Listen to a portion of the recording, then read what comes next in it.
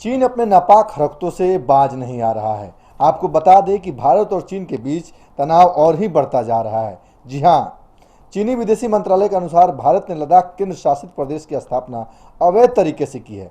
नमस्कार, आप देख रहे हैं सिटी पोस्ट लाइव। मैं हूं मृगेंद्र प्रताप सिंह। चीन के इस हरकत पर भारत ने कड़ा विरोध जताया है। आपको बता दें कि भारतीय विदेश मंत्रालय ने कहा है कि हमने भारत चीन सीमा क्षेत्रों में वास्तविक नियंत्रण रेखा यानी एलएसी पर चीन की स्थिति पर एक चीनी विदेश मंत्रालय के बयान के हवाले से रिपोर्ट देखी है। भारत ने तथाकथित एक तरफा परिभाषित 1959 का एलएसी को कभी स्वीकार नहीं किया है।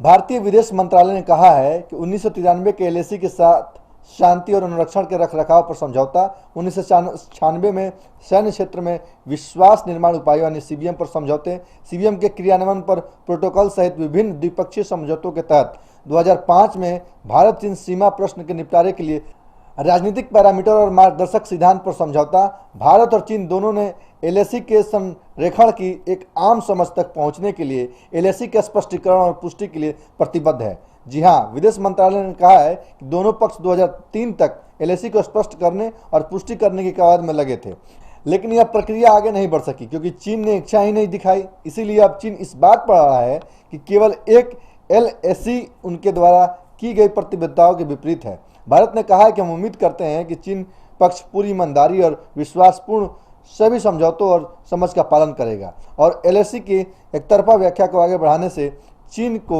बचना चाहिए। भारतीय विदेश मंत्रालय ने कहा है कि हमने भारत चीन सीमा क्षेत्रों में वास्तविक नियंत्रण रेखा यानी एलएसी पर चीन की स्थिति पर एक चीनी विदेशी मंत्रालय के बयान के हवाले से रिपोर्ट देखी है। भारत ने तथाकथित एक तरफा परिभाषित 1959 एलएसी को कभी स्वीकार नहीं किया।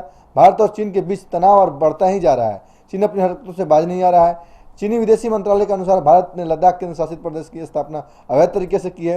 भारत ने चीन की इस हरकत पर कड़ा विरोध जताया है। भारतीय विदेश मंत्रालय ने कहा है कि हमने भारत चीन सीमा क्षेत्रों में वास्तविक नियंत्रण रेखा एलएसी पर चीन की स्थिति पर एक चीनी विदेशी मंत्रालय के बयान के हवाले से रिपोर्ट देखी है।